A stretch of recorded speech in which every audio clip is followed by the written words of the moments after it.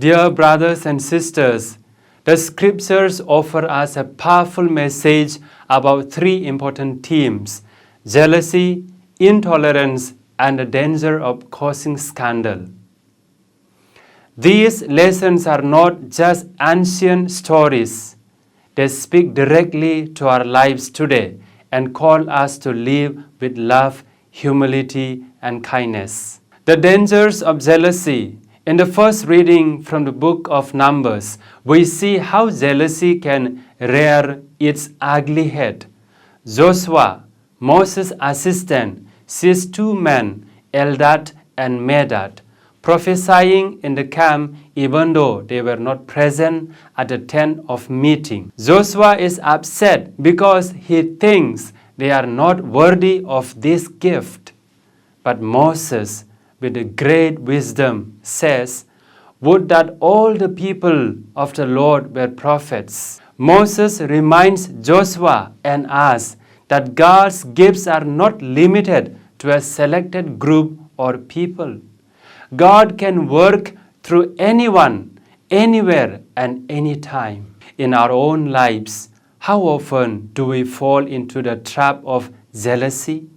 Perhaps we see someone else succeeding at work, getting recognition, or serving God in ways we didn't expect. Instead of feeling threatened or jealous, let us remember Moses' words. Let us be happy when we see God's Spirit at work in others. St. Paul reminds us, love does not envy. 1 Corinthians chapter 13, verse 4. True love celebrates the blessings of others and rejoices in their success. The call to tolerance. In the Gospel, the disciples also struggle with jealousy and intolerance.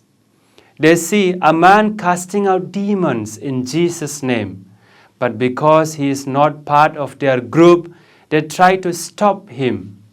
Jesus corrects them, saying, "Whoever is not against us is for us." Mark chapter 9, verse 40. Jesus teaches us to be open and accepting of those who do good, even if they are not part of our immediate circle. This lesson is so relevant today. We live in a world full of divisions, political, social, and even within our church. We are quick to judge and slow to accept others who are different from us.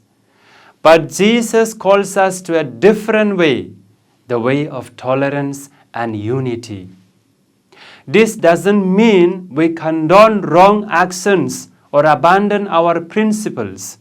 It means we recognize the good in others, even when they don't fully align with our views. As St. Paul says, make every effort to do what leads to peace, to mutual edification, avoiding scandal.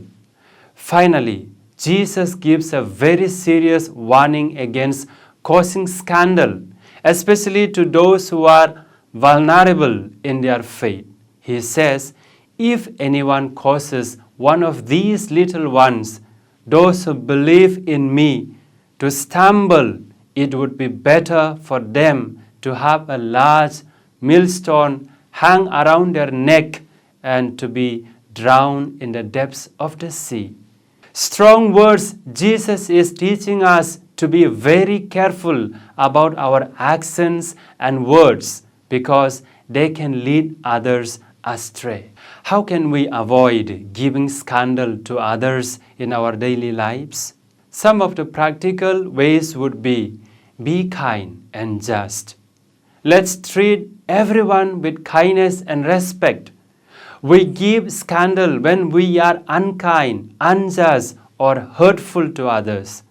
Ephesians 4:29 says, "Do not let any unwholesome talk come out of your mouths, but only what is helpful for building others up." Avoid hypocrisy. Let's be honest in our actions, living out the faith we profess. Jesus warns against hypocrisy, saying, "Why do you look at the speck of your brother's eye and pay no attention in your own eye. Encourage, don't judge. Instead of judging those who struggle, let's offer them encouragement. We are all on a journey of faith. Romans 15:1-2 urges us, we who are strong ought to bear with the failings of the weak and not to please ourselves. Each of us should please our neighbors for their good, to build up them. As Christians, we are called to be witnesses of God's love in the world. This means avoiding jealousy, practicing tolerance, and being mindful not to lead others into sin. Let's ask ourselves, am I jealous of others' gifts and blessings? Or do I celebrate them? Am I tolerant and respectful towards those who are different from me?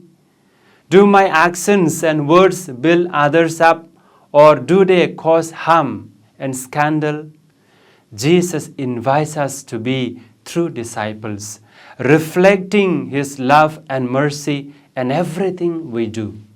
St. Paul reminds us, therefore, as God's chosen people, holy and dearly loved, clothe yourself with compassion, kindness, humility, gentleness, and patience. Let us take this to heart and strive to live in a way that draws others to Christ, not away from Him.